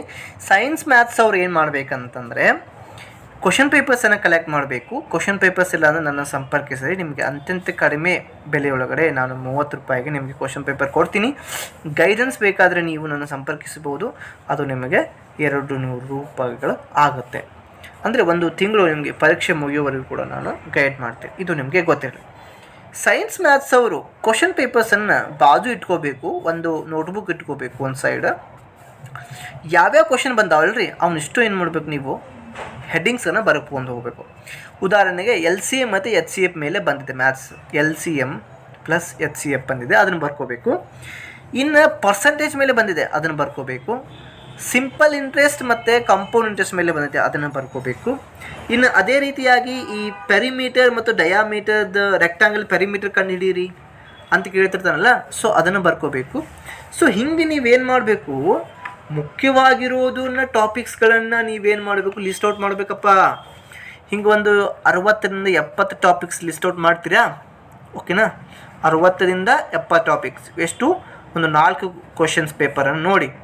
4 ನೋಡಿದ್ರೊಳಗಡೆ ಪ್ರತಿಯೊಂದರೊಳಗಡೆ ಅಂದರೆ ಮ್ಯಾಥಮೆಟಿಕ್ಸ್ 30 ಇದ್ದರೆ 3 × 4 ಎಷ್ಟಾಯ್ತದ? 120 ಕ್ವಶನ್ ಆಗ್ತಾವ. ಇದ್ರಾಗ ನೀವು ಒಂದು 60 ಟಾಪಿಕ್ ಗಟ್ಟಿ ಮಾಡಿಬಿಟ್ರೆ, ಓದಿಬಿಟ್ರೆ, ರೆಡಿ ಆಗಿಬಿಟ್ರೆ, ನೀವು ಒಂದು 30 ಕ್ವಶನ್ನಲ್ಲಿ ಮ್ಯಾಥಮೆಟಿಕ್ಸಿಗೆ ಒಂದು 20 ಇಯರ್ ಮಾಡ್ಬೋದಾ? ಸ್ಪೆಸಿಫಿಕ್ ಆಗಿ ನಾನು ಹೇಳ್ತೀನಿ. ಈ ರೀತಿಯಾಗಿ ನಿಮ್ಮ ಅಪ್ರೋಚ್ ಇರಬೇಕು. ಇದು ಕ್ಲಿಯರ್ ಆಯಿತು ಅಂದ್ಕೊಳ್ತಾ ಇದ್ದೀನಿ. ಸೈನ್ಸ್ದವ್ರು ಏನು ಮಾಡಬೇಕು? ಈಗ ಮ್ಯಾಥ್ಸ್ ಆಯಿತು, ಸೈನ್ಸಿಗೆ ಏನು ಮಾಡಬೇಕು ಅಂತಂದರೆ ಅಗೇನ್ ಇದೇ ಸ್ಟ್ರಾಟಜಿಯನ್ನು ಯೂಸ್ ಮಾಡಿ, ನಾನು ಹೇಳ್ದಂಗೆ ಕ್ವಶನ್ ಪೇಪರ್ ತೊಗೋರಿ, ಲಿಸ್ಟ್ ಔಟ್ ಮಾಡಿ, ಟಾಪಿಕ್ಸ್ಗಳನ್ನು ಅವುಗಳನ್ನು ಮಾಡಿ. ಸಾಧ್ಯವಾದರೆ ಇಂಗ್ಲೀಷ್, ಓಕೆನಾ, ಇಂಗ್ಲೀಷ್ ಮೀಡಿಯಮಲ್ಲಿ ಸಾಧ್ಯವಾದರೆ ಒಂದು 8th 9th ಮತ್ತು 10th ಇಂಪಾರ್ಟೆಂಟ್ ಬುಕ್ಸ್ಗಳದಾವೆ. ಇವು 6ಇಂದ ಓದಂತಾರೆ, but 8th 9th 10th and 11th and 12th ಇವುದ್ರೊಳಗಡೆ ನೀವು ಏನು ಮಾಡಬೇಕು? ಕ್ವಶನ್ ಪೇಪರ್ಸ್ ಒಳಗೆ ಬಂದಿರುವಂಥ ಟಾಪಿಕ್ಸ್ಗಳನ್ನು ಅಷ್ಟೇ ಸ್ವಲ್ಪ ಡೆಪ್ತಾಗಿ ಓದಬೇಕು. ಈಗ ಲಾಸ್ಟ್ ಇಯರ್ ಒಂದು ಕ್ವಶನ್ಸ್ ಕೇಳಿದ್ರೆ ನೋಡಿರಿ, ಯಾವುದು ಈ ಏನು ಟೇಬಲ್ ಸಾಲ್ಟು, ಲೈಮ್ ಸ್ಟೋನು, ಮತ್ತು ಇದು ಕ್ವಿಕ್ ಲೈಮು ಮತ್ತು ಬೇಕಿಂಗ್ ಸೋಡಾ, ಇದು ಎದಕ್ಕೆ ಹೊಂದಾಣಿಕೆ ಆಗ್ತದೆ? ಎದಕ್ಕೆ ಹೊಂದಾಣಿಕೆ? ಕ್ಯಾಲ್ಸಿಯಂ ಆಕ್ಸೈಡಿಗೆ ಆಗ್ತದೋ, ಕ್ಯಾಲ್ಸಿಯಂ ಕಾರ್ಬೋನೇಟಿಗೆ ಆಗ್ತದೋ, ಕ್ಯಾಲ್ಸಿಯಂ ಹೈಡ್ರಾಕ್ಸೈಡ್ ಆಗ್ತದೋ? ಸೊ ಈಗ ಇವುಗಳೆಲ್ಲ ಬಗ್ಗೆ ಕೇಳ್ತಾ ಇದ್ದಾನಂದ್ರೆ ನೀವೇನು ಮಾಡಬೇಕು? ಆ ಒಂದು ಟಾಪಿಕಿಗೆ ಹೋಗಿ ಓದಬೇಕು. ಇದು ಕ್ಲಿಯರ್ ಆಯಿತು ಅಂದ್ಕೊಂತೆ. ಇನ್ನೊಂದು ಈಗ ಫಾರ್ ಉದಾಹರಣೆಗೆ ಈ ಪೆರಿಸ್ಕೋಪ್, ಟೆಲಿಸ್ಕೋಪ್ ರಿಫ್ಲೆಕ್ಷನ್, ಮತ್ತು ಇದೇನು ಕಿಲಿಡಿಯಾಸ್ಕೋಪ್ ರಿಫ್ಲೆಕ್ಷನ್ ಅಂತಂದಾಗ, ಸೊ ಈ ಪರ್ಟಿಕ್ಯುಲರ್ ಟಾಪಿಕಿಗೆ ಹೋಗಿ ನೀವೇನು ಮಾಡಬೇಕಾಗತ್ತಾ? ಓದಬೇಕಾಗತ್ತಾ. ಇನ್ನು ಇವು ಕೆಲವೊಂದಿಷ್ಟು ಏನದಾವಲ್ಲ ಬಯೋಲಾಜಿ ಒಳಗಡೆ ಕೆಲವೊಂದಿಷ್ಟು ಪ್ಲ್ಯಾಂಟ್ ಬಗ್ಗೆ, ಫರ್ನ್ಸ್ ಬಗ್ಗೆ, ಮತ್ತು ಈಸ್ಟ್ ಬಗ್ಗೆ, ಸೊ ಇದರ ಬಗ್ಗೆ ನೀವೇನು ಮಾಡಬೇಕು? ಹೋಗಿ ನೋಡಬೇಕಾಗತ್ತೆ. ಅಂದರೆ ನಾನು ನಿಮಗೆ ಮೇಲ್ಮೇಲೆ ಹೇಳ್ತಾ ಇದ್ದೀನಿ, ಸಂಪೂರ್ಣವಾಗಿ ಯಾರೂ ಕೂಡ ನಿಮಗೆ ಎಲ್ಲವನ್ನ ಕೂಡ ಕೊಡಲಿಕ್ಕಾಗಲ್ಲ. ಸೊ ನಿಮಗೆ ನಾನು ಒಂದು ಗೈಡ್ ಮಾಡ್ಬೋದು, ಒಂದು ದಾರಿ ತೋರಿಸ್ಬೋದು ವಿನಃ ನೀವೇ ಆ ದಾರಿ ಒಳಗೆ ಹೋಗುವಂಥವ್ರು ಆಗಿರಬೇಕು. ಇದು ನಿಮಗೆ ಗೊತ್ತಿರಲಿ. ಇದು ಬಿಟ್ಟು ನೀವೇನು ಮಾಡ್ಬೋದು? ಟೆಕ್ಸ್ಟ್ ಬುಕ್ ಅವ್ರದ್ದು ಟೆಕ್ಸ್ಟ್ ಬುಕ್ ಅನ್ನೋದು ಒಂದು ಆ್ಯಪ್ ಕೂಡ ಇದೆ, ಮತ್ತು ಯೂಟ್ಯೂಬ್ ಚಾನಲ್ ಇದೆ. ಇದರೊಳಗಡೆ ಅವ್ರು ಏನು ಮಾಡ್ತಾರೆ? ಒಂದು ಕ್ಲಾಸಸ್ಗಳನ್ನು ಮಾಡ್ತಿರ್ತಾರೆ, ದಯವಿಟ್ಟು ಇದನ್ನು ನೋಡ್ಬೋದು. ಕ್ವಶನ್ಸ್ಗಳನ್ನು MCQ ಕ್ವಶನ್ಸ್ಗಳನ್ನ ಸಾಲ್ವ್ ಮಾಡ್ತಿರ್ತಾರೆ, ಅದನ್ನು ನೋಡಿ. ಮತ್ತು ಮುಂದುವರೆದು ನೀವೇನು ಮಾಡ್ಬೋದು? ಈ ಒಂದು ಅಡ್ಡಾ 24/7ದವರು ಕೂಡ ಕ್ಲಾಸ್ ಮಾಡ್ತಿರ್ತಾರೆ. ಇದನ್ನು ಕೂಡ ನೀವೇನು ಮಾಡ್ಬೋದು? MCQ ಕ್ಲಾಸ್ ಮತ್ತು ಥಿಯರಿ ಕ್ಲಾಸ್ ಎರಡೂ ಕೂಡ ನೀವು ಕೇಳಬಹುದು. ಓಕೆನಾ? ಇದು ನಿಮಗೆ ಕ್ಲಿಯರ್ ಆಗಿ ಗೊತ್ತಿರಲಿ. ಸೊ ಇದಾಯಿತು. ಮತ್ತು ವಾಟ್ ಅಬೌಟ್ ಸರ್ ಅಂತಂದರೆ, ಈಗ ನೋಡಿ ಪೇಪರನ್ನೊಳಗಡೆ ನಾನು EVS ಬಗ್ಗೆ ಸ್ವಲ್ಪ ಹೇಳ್ತೀನಿ. EVS ಆಲ್ರೆಡಿ ಪೇಪರ್ ಅನ್ನೋದು ಸೈಕಾಲಜಿ CDP ಏನು ಹೇಳಿದ್ದೀನಿ ಅದನ್ನು ಮಾಡಿ, ಒಂದು ಕ್ವಶನ್ ಪೇಪರ್ಸನ್ನು ಕಲೆಕ್ಟ್ ಮಾಡಿ CDPಗೆ ಕ್ವಶನ್ ಪೇಪರ್ಸ್ ಕಲೆಕ್ಟ್ ಮಾಡಿ, ಪೇಪರ್ 1 ಆಗಲಿ ಪೇಪರ್ 2 ಆಗಲಿ, ಇಂಪಾರ್ಟೆಂಟ್ ಪಾಯಿಂಟ್ಸನ್ನು ಲಿಸ್ಟ್ ಔಟ್ ಮಾಡಿ. ಅಂದರೆ topics question paper wise important topics ಇಷ್ಟು ಅದನ್ನು ನೀವು ಓದಿ. ಮತ್ತು ಹಿಂಗೆ ಓದ್ತಾ ನೀವು ಸ್ವಲ್ಪ ಬೇಕಾದ್ರೆ ಹಿಮಾಂಶು ಸಿಂಗ್ ಅಂತ ಮೇಡಮ್ ಬರ್ತಾರೆ, ಹಿಮಾಂಶು ಸಿಂಗ್ ಮೇಡಮ್. ಸೊ ಇವ್ರದ್ದು ನೀವು ಕ್ಲಾಸ್ ಕೂಡ ಕೇಳಿ ಮ್ಯಾರಥಾನ್ದು, ಮತ್ತು MCQಗಳನ್ನು ನೀವು ಬಿಡಿಸ್ಬೋದು. ಇದು ನಿಮಗೆ ಕ್ಲಿಯರಾಗಿ ಗೊತ್ತಿರಲಿ. ಇನ್ನು EVS ಬಗ್ಗೆ ಮಾತಾಡ್ತಾ ಇದ್ದೆ ನಾನು. EVSದವ್ರು ಏನು ಮಾಡ್ಬೋದು? ಹಿಮಾಂಶು ಸಿಂಗ್ ಮೇಡಮ್ ಅವ್ರದ್ದೇ ಕ್ಲಾಸ್ಗಳನ್ನು ಕೇಳಿ, ಮ್ಯಾರಥಾನ್ ಕ್ಲಾಸ್ ಇದೆ ಅದನ್ನು ಕೇಳ್ಬೋದು. ಇಲ್ಲ ಅಂತಂದ್ರೆ ಅವರೊಂದು ಪ್ರತ್ಯೇಕವಾಗಿ ಒಂದು ಟಿಪ್ಪಣಿ ಅಂತ ಮಾಡ್ಕೊಂಡಿದ್ದಾರೆ. ಅಂದರೆ ಇನ್ನು ಮುಖ್ಯವಾಗಿರೋ ಅಂಶಗಳನ್ನು ತಯಾರು ಮಾಡಿಸಿ ಒಂದು ಪುಸ್ತಕವನ್ನು ರಚನೆ ಮಾಡಿದ ಸಣ್ಣದಾಗಿ. ಸೊ ಅದನ್ನು ಕೂಡ ನೀವೇನು ಮಾಡ್ಬೋದು? ಓದ್ಬೋದಾಗಿದೆ. ಸೊ ಬೆಟರ್ ನೀವೇನು ಮಾಡಿ ಅವ್ರದ್ದು ಕ್ಲಾಸನ್ನು ಕೇಳಿ ನೋಟ್ಸ್ಗಳನ್ನು ಮಾಡ್ಕೊಂಬಿಡಿ. ಇದು ನನಗೆ ಬಹಳ ಚಲೋ ಆಗ್ತದೆ. ನೀವು EVS okay CTET EVS Himanshu Singh ಅಂತ ಹೊಡೆದ್ರೆ ನಿಮಗೆ ಮ್ಯಾರಥಾನ್ ಅಥವಾ 2 ತಾಸಿನ ವಿಡಿಯೋ 3 ತಾಸಿನ ವಿಡಿಯೋ ಸಿಗ್ತದೆ. ಅದನ್ನು ನೀವು ನೋಡ್ಬೋದಾಗಿದೆ. ಇದು ನಿಮಗೆ ಕ್ಲಿಯರಾಗಿ ಗೊತ್ತಾಯ್ತು. ಜಾಸ್ತಿ ನೀವು ಕ್ವಶನ್ ಪೇಪರ್ಸನ್ನೇ ಬಿಡಿಸಬೇಕು. ಕ್ವಶನ್ಸ್ಗಳು ಲೆಂದಿ ಆಗಿರೋದ್ರಿಂದ ಇದನ್ನು ನೀವು ಫಾಲೋ ಮಾಡಿ. ಅಗೇನ್ ಮ್ಯಾಥಮೆಟಿಕ್ಸು ಕೂಡ ಹಾಗೆ ಇಂಪಾರ್ಟೆಂಟ್ ಟಾಪಿಕ್ಸ್ಗಳನ್ನು ಲಿಸ್ಟ್ ಔಟ್ ಮಾಡಿ ನೀವು ಸಾಲ್ವ್ ಮಾಡ್ತಾ ಹೋಗಿ. ಅಡ್ಡಾ 24/7ದವ್ರದ್ದು ಕೂಡ ನೀವು ಕ್ಲಾಸನ್ನು ತೊಗೋಬೋದು. ಓಕೆನಾ? ಇದು ಫ್ರೀ ಆಫ್ ಕಾಸ್ಟ್ ಸಿಗ್ತಾವೆ. ಇದನ್ನು ನೀವು ಯೂಸ್ ಮಾಡಬಹುದಾಗಿದೆ. ಸೊ ಇನ್ನು ಲ್ಯಾಂಗ್ವೇಜ್ ಒನ್ ಕನ್ನಡ ಅಂತ ಬರ್ತದೆ. ಓಕೆ, ಕನ್ನಡ. ಈ ಕನ್ನಡಕ್ಕೆ ನೀವೇನು ಮಾಡಬೇಕಂದ್ರೆ ಫಸ್ಟಿಗೆ ಕ್ವಶನ್ ಪೇಪರ್ಸ್ ಇರಬೇಕಾಗತ್ತೆ. ಸೊ ಕ್ವಶನ್ ಪೇಪರ್ಸ್ ಒಳಗಡೆ ನೀವು ಲಿಸ್ಟ್ ಮಾಡಬೇಕು. ಇನ್ನು ಇವು ಸ್ವಲ್ಪ ಥಿಯರಿ ಓದಬೇಕೀಗ. ಅನುಗಮನ ವಿಧಾನ, ಓಕೆನಾ, ನಿಗಮನ ವಿಧಾನ, ಮತ್ತು ಅದೇ ರೀತಿಯಾಗಿ ನೇರ ವಿಧಾನ, ಓಕೆನಾ, ನೇರ ವಿಧಾನ, ಪರೋಕ್ಷ ವಿಧಾನ, ಮತ್ತು ಈ ಕೆಲವೊಂದಿಷ್ಟು ಇವ್ಯಾಲ್ಯುವೇಷನ್ಸ್ ಅಂತ ಬರ್ತಾವೆ ಮೌಲ್ಯಮಾಪನದೊಳಗಡೆ, ಪರಿಹಾರ ಬೋಧನೆ, ಓಕೆನಾ. ಮತ್ತು ಅದೇ ರೀತಿಯಾಗಿ ನಿರಂತರ ಮೌಲ್ಯಮಾಪನ, ರೂಪನಾತ್ಮಕ ಮೌಲ್ಯಮಾಪನ, ಸಂಕಲನಾತ್ಮಕ ಮೌಲ್ಯಮಾಪನ, ಮತ್ತು ಈ LSRW. LS ಅಂದರೆ ಎಲ್ ಅಂದರೆ ಲಿಸ್ನಿಂಗು, ಸ್ಪೀಕ್ ಅಂದರೆ ಎಸ್ ಅಂದರೆ ಸ್ಪೀಕಿಂಗ್, ಆರ್ ಅಂದರೆ ಆರ್ ಅಂದರೆ ರೀಡಿಂಗು, W ಅಂದರೆ ರೈಟಿಂಗ್ ಅಂತ. ಈಗ ಲಿಸ್ನಿಂಗ್ ಒಳಗಡೆ ಮತ್ತು ಟೈಪ್ಸ್ ಆಫ್ ಲಿಸ್ನಿಂಗ್ಸ್ ಬರ್ತಾವೆ. ಆ್ಯಕ್ಟಿವ್ ಲಿಸ್ನಿಂಗ್, ಪ್ಯಾಸಿವ್ ಲಿಸ್ನಿಂಗ್, ಆಮೇಲೆ what are the characteristics of active listening, what are the characteristics of passive listening, and what mean to be passive listening ಅಂತ ಗೊತ್ತಿರಬೇಕು, active listening ಅಂತ ಗೊತ್ತಿರಬೇಕು. ಒಂದು situation ಕೊಟ್ಟು ಈ situation ಏನಿದೆ ಇದರೊಳಗಡೆ ಇದು ಲಿಸ್ನಿಂಗ್ ಯಾವುದ್ರೊಳಗೆ ಬರ್ತದೆ, ಯಾವ ಟೈಪ್ ಆಫ್ ಲಿಸ್ನಿಂಗ್ ಅಂತ ಕೇಳಿದ್ರೆ ಹೇಳಬೇಕಾಗತ್ತೆ. ಈಗ ನೋಡಿ, ರೀಡಿಂಗ್ ಒಳಗಡೆ ಅಂತ ಬಂದರೆ ರೀಡಿಂಗ್ ಸ್ಕಿಲ್ಸ್ ಭಾಳ ಇಂಪಾರ್ಟೆಂಟ್ ಇದಾವೆ. ಇಂಟೆನ್ಸಿವ್ ರೀಡಿಂಗ್ ಅಂತ ಬರುತ್ತೆ, ಎಕ್ಸ್ಟೆನ್ಸಿವ್ ರೀಡಿಂಗ್ ಅಂತ ಬರ್ತದೆ. ಇಂಟೆನ್ಸಿವ್ ರೀಡಿಂಗ್ ಅಂದ್ರೇನು, ಎಕ್ಸ್ಟೆನ್ಸಿವ್ ರೀಡಿಂಗ್ ಅಂದ್ರೇನು, ಮತ್ತು ಲೌಡ್ ರೀಡಿಂಗ್ ಅಂತ ಬರ್ತದೆ, ಓಕೆನಾ. ಇದ್ರದ್ದು ಇಂಪಾರ್ಟೆನ್ಸ್ ಏನದಾವೆ, ಲೌಡ್ ರೀಡಿಂಗಿದ್ದು, ಸೈಲೆಂಟ್ ರೀಡಿಂಗ್ ಇಂಪಾರ್ಟೆನ್ಸ್ ಏನದಾವೆ, ಇವನ್ನೆಲ್ಲ ನಾವು ತಿಳ್ಕೊಬೇಕಾಗತ್ತೆ. ಹಂಗಂದಾಗ ಮಾತ್ರ ನಾವೇನು ಮಾಡ್ಬೋದು. ಇದು ನಾನು ಇಂಗ್ಲೀಷ್ನಾಗ ಹೇಳ್ತೀನಿ, ಕನ್ನಡದಾಗ ಸೇಮ್ ಹಾಗೆ. ಅಂದರೆ ಈ ಬರೆಯುವ ಸ್ಕಿಲ್ಗಳು ಅಂತ ಬರ್ತಾವೆ, ಆಮೇಲೆ ಓದುವ ಕೌಶಲ್ಯಗಳು ಅಂತ ಬರ್ತಾವೆ. ಅವುಗಳ ಮೇಲೆ ಫೋಕಸ್ ಮಾಡಿ. ಮತ್ತು ಎದ್ರ ಮೇಲೆ ಫೋಕಸ್ ಮಾಡ್ಬೇಕಂದ್ರೆ ನೀವು ಮುಖ್ಯವಾಗಿ ಗ್ರಾಮರ್ ಸ್ವಲ್ಪ ಬರ್ತದೆ, ಗ್ರಾಮರ್ ಮೇಲೆ ಫೋಕಸ್ ಮಾಡ್ಬೇಕು ನೋಡ್ರಿ. ನೀವು ಗ್ರಾಮರ್ ಒಳಗಡೆ ಸಂಧಿ ಅಂತ ಬರ್ತದೆ, ಮತ್ತು ಸಮಾಸ ಅಂತ ಬರ್ತದೆ, ಮತ್ತು ವಿಭಕ್ತಿ ಪ್ರತ್ಯಯ ಅಂತ ಬರ್ತಾವೆ, ಮತ್ತು ಅವಯಗಳು ಅಂತ ಬರ್ತಾವೆ, ಜೋಡಿ ನುಡಿ ಅಂತ ಬರ್ತದೆ, ಮತ್ತು ಜೋಡಿ ನುಡಿ ಅಂತ ಬರ್ತದೆ. ಸೊ ಹೀಗೆ ಸ್ವಲ್ಪ ಮುಖ್ಯವಾಗಿರೋದು ಪ್ರಶ್ನೆ ಪತ್ರಿಕೆ ನೋಡಿದ್ರೆ ಗೊತ್ತಾಗುತ್ತೆ. ಅದು ಸುಮ್ಮನೆ ಹಾಗೆ ನೀವು ಅವತ್ತಿನ ದಿನ ಎಕ್ಸಾಮಿಗೆ ಬರಿತೀನಿ ಅಂತಂದರೆ ದೇವರಾಣಿಗೂ ಕೂಡ ನೀವು ಪಾಸ್ ಆಗೋದಿಲ್ಲ ಅಂತ ನಾನು ಹೇಳ್ತೀನಿ. ಸೊ ಇದು ನಿಮಗೆ ಗೊತ್ತಿರಲಿ. ಇನ್ನು ಇಂಗ್ಲೀಷ್ ಬಂದುಬಿಟ್ಟು ಇಂಗ್ಲೀಷ್ ಲ್ಯಾಂಗ್ವೇಜ್ 2 ಆಗಿರಲಿ, ಲ್ಯಾಂಗ್ವೇಜ್ 1 ಆಗಿರಲಿ, ನಾನು ಎರಡೂ ಕೂಡ ಒಮ್ಮೆಲೆ ಹೇಳ್ತೀನಿ ನೋಡಿರಿ. ಫಸ್ಟಿಗೆ ಪೆಡಗಾಗಿ ಬಗ್ಗೆ ಹೇಳ್ತೀನಿ. ಪೆಡಗಾಗಿಗಳು ಹೇಳ್ತೀನಿ ನೋಡಿರಿ. ಮೆಥಡ್ಸ್ ಆಫ್ ಟೀಚಿಂಗ್ ಭಾಳ ಇಂಪಾರ್ಟೆಂಟ್ ನೋಡಿರಿ. ಇದು ಮೆಥಡ್ಸ್ ಆಫ್ ಟೀಚಿಂಗ್ ಮೇಲೆ ಪ್ರತಿ ವರ್ಷ 2-3 ಪ್ರಶ್ನೆ ಇದ್ದೇ ಇರ್ತಾವೆ. ಅಂದರೆ ಡೈರೆಕ್ಟ್ ಮೆಥಡ್, ಓಕೆನಾ. ಡೈರೆಕ್ಟ್ ಮೆಥಡ್ ಕೇಳ್ತಾನೆ. ಒಂದು ಟ್ರಾನ್ಸ್ಲೇಷನ್ ಮೆಥಡ್ ರೀ, translation method, grammar translation method, ಇದ್ರ ಮೇಲೆ ಒಂದು ಪ್ರಶ್ನೆ ಕೇಳ್ತಾನೆ. ಮತ್ತು ಅದೇ ರೀತಿಯಾಗಿ ನಿಮ್ಗೆ ಹೇಳೋದಾದರೆ ಇದೇನು ಕೋಆಪರೇಟಿವ್ ಮೆಥಡ್ ಅಂತ ಬರ್ತದೆ, student centric method, teacher centric method ಅಂತ ಬರ್ತದೆ. ಸೊ ಇದ್ರ ಮೇಲೆ ಪ್ರಶ್ನೆ ಇದ್ದೇ ಇರ್ತದೆ. ಮತ್ತು ಈಗ ನಾನು ಹೇಳ್ದಂಗೆ LSRW ಸ್ಕಿಲ್ಸ್ ಮೇಲೆ ಪ್ರಶ್ನೆ ಇರ್ತದೆ, ಮತ್ತು ಇವ್ಯಾಲ್ಯುವೇಷನ್ ಪಾರ್ಟ್ ಮೇಲೆ ಪ್ರಶ್ನೆ ಇದ್ದೇ ಇರ್ತದೆ. ಮತ್ತು ಏನು ಮಾಡ್ತಾನೆ ಮುಂದೆ ಹೋಗಿ ಈ ಕೆಲವೊಂದಿಷ್ಟು ಇಂಗ್ಲೀಷ್ನಲ್ಲಿ ಕೆಲವೊಂದಿಷ್ಟು ಟರ್ಮ್ಸ್ ಬರ್ತಾವ್ರಿ. ಏನು ಟರ್ಮ್ಸ್ ಅಂತಂದರೆ ಈ ಮಾರ್ಫಾಲಜಿ, ಏನದು ಮಾರ್ಫಾಲಜಿ ಅಂದ್ರೇನು, ಓಕೆ, ಫೋನಿಮ್ ಅಂದ್ರೇನು, ಫೋನಿಮ್ ಅಂದ್ರೇನು, ಮತ್ತು ಈ ಫೊನೆಟಿಕ್ಸ್ ಅಂದ್ರೇನು, ಆಮೇಲೆ ಅದೇ ರೀತಿಯಾಗಿ ಈ ಮುಂದುವರೆದು ನಿಮಗೆ ಏನು ಕೇಳ್ಬೋದವ ಅಂತಂದರೆ ಈ ಫೋನಿಮ್ ಇದಕ್ಕೆ ಯಾವ ಉದಾಹರಣೆ ಹಾಕಿದೆ. ಸೊ ಹಂಗೆ ಪ್ರಶ್ನೆಗಳೆಲ್ಲ ಬರ್ತಾವೆ. ಸೊ ನೀವೇನು ಮಾಡ್ಬೋದು, ಓದಬೇಕಾಗ್ತದೆ. ಇದು ನಿಮಗೆ ಗೊತ್ತಿಲ್ಲ. ಈಗ ನಾನು ಎಲ್ಲವನ್ನು ಕೂಡ ಒಂದೇ ವೀಡಿಯೋದೊಳಗೆ ಹೇಳೋಕ್ಕಾಗಲ್ಲ, ದಯವಿಟ್ಟು ಕೂಡ ಕ್ಷಮೆ ಇರಲಿ. ನನಗೂ ಕೂಡ ಅದ್ರ ಬಗ್ಗೆ ಭಾಳ ಬೇಜಾರಾಗುತ್ತೆ. ಬಟ್ ಅದನ್ನು ಅಕ್ಸೆಪ್ಟ್ ಮಾಡ್ಕೋಬೇಕು. ನಾವು ಸ್ವಂತ ಕಲಿಯೋದು ಭಾಳ ಉತ್ತಮ. ಯಾಕಂದರೆ ನಾನು ಕೂಡ ಸ್ವಂತ ಕಲಿತು ಬಂದೇನೆ. ನಿಮಗೆ ನನ್ನಿಂದ ಎಲ್ಲ ಕಲೀರಿ ಅಂತ ಹೇಳೋಂಗಿಲ್ಲ. ನಾನು ಹೆಂಗೆ ಕಲಿಬೋದು ನೀವು ಅಂತ ನಾನು ನಿಮ್ಗೆ ಐಡಿಯಾಸನ್ನು ಹೇಳ್ತೀನಿ ವಿನಃ ಎಲ್ಲವನ್ನು ಕಲ್ಸೋಕ್ಕಾಗಲ್ಲ. ಇದು ನಿಮಗೆ ಸ್ಪಷ್ಟವಾಗಿ ಗೊತ್ತಿರಲಿ, ಓಕೆನಾ. ಇದು ಇಂಗ್ಲೀಷ್ ಲ್ಯಾಂಗ್ವೇಜ್ 2. ಇನ್ನು ಯಾರು ಹಿಂದಿ ತಗೊಂಡಿರಿ ಮತ್ತು ಉರ್ದು ತೊಗೊಂಡಿರಿ, ಕ್ವಶನ್ ಪೇಪರ್ಸನ್ನು ಬಾಜು ಇಟ್ಕೊರಿ, ನೇರ್ ಇಟ್ಕೊರಿ. ಒಂದು ಲಿಸ್ಟ್ ಮಾಡಿ, ಅದರೊಳಗಡೆ ಮುಖ್ಯವಾಗಿರೋದನ್ನೆಲ್ಲ ಲಿಸ್ಟ್ ಮಾಡಿ, ಮತ್ತು ನೋಟ್ಬುಕ್ ಒಳಗಡೆ ಅದಕ್ಕೆ ವಿಷಯಗಳನ್ನು ಬರಿತಾ ಹೋಗಿ, ನೀವು ಕ್ಲಾಸ್ಗಳನ್ನು ಕೇಳ್ತಾ ಹೋಗಿ. ಒಟ್ಟಿನೊಳಗಡೆ ನೀವೇನು ಮಾಡಬೇಕು, ಎಲ್ಲ ಸೆಕ್ಷನ್ಸ್ಗೂ ಕೂಡ ಇಂಪಾರ್ಟೆಂಟ್ ಕೊಡಬೇಕು. ಎಷ್ಟು ಸೆಕ್ಷನ್ಸ್ ಅದಾವ, CDP ಬಂದಿದೆ, ಆಮೇಲೆ ನಿಮ್ಮದು ಸಬ್ಜೆಕ್ಟ್ ಬಂದಿದೆ, ಮತ್ತು 2 ಲ್ಯಾಂಗ್ವೇಜ್ ಇದಾವ, ಓಕೆನಾ. ಎಷ್ಟಾಯಿತು, 4 ಸೆಕ್ಷನ್ಸ್ ಆಯಿತು. ಪೇಪರ್ನೊಳಗೆ 5 ಸೆಕ್ಷನ್ ಇರ್ತಾವೆ. 5 ಸೆಕ್ಷನ್ ಕೂಡ ಇಲ್ಲಿ ಕೂಡ ಇಂಪಾರ್ಟೆಂಟ್ ಅಷ್ಟೇ. ಇದು ಇಂಪಾರ್ಟೆಂಟೇ, ಎಲ್ಲ ಇಂಪಾರ್ಟೆಂಟೇ. ನೀವು ಬರೀ ಸೋಷಿಯಲ್ ಓದ್ತೀನಿ, ಬರೀ ಸೈನ್ಸ್ ಓದ್ತೀನಿ ಅಂದರೆ ದೇವರಾಣಿಗೂ ಕೂಡ ಪಾಸ್ ಆಗೋದಿಲ್ಲ. ಐ ಹೋಪ್ ಇವತ್ತಿನ ಒಂದು ನನ್ನ ವಿಡಿಯೋ ನಿಮಗೆ ಭಾಳ ನಿಮ್ಗೆ ಹೆಲ್ಪ್ ಆಗಿದೆ. ಸೊ ಹಿಂಗೇನು ಮಾಡಬೇಕು, ನೀವು ಇದನ್ನೆಲ್ಲ ಮಾಡಿ ಈಗ CDPಗೆ 4 ದಿನ, ಓಕೆನಾ.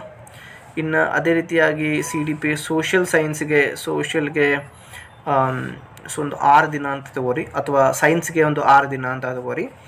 6 4 ಎಷ್ಟಾಯಿತು, 10 ಆಯಿತು, 10 ಡೇಸ್ ಆಯಿತು. ಇಂಗ್ಲೀಷ್ ಲ್ಯಾಂಗ್ವೇಜ್ಗೆ 3 ಡೇಸ್ ತಗೋರಿ, ಆಮೇಲೆ ಕನ್ನಡಕ್ಕೆ 3 ಡೇಸ್ ತಗೋರಿ, 16 ದಿನ ಆಯಿತು. ಸೊ ಈಗೇನು ಮಾಡಬೇಕು, ನೀವು 16 ದಿನ ಮಾಡಿರೋದನ್ನು ನೀವೇನು ಮಾಡಬೇಕು, 4 ದಿನ ರಿವಿಷನ್ ಮಾಡಬೇಕು. 20 ಡೇಸ್ ಆಯಿತು.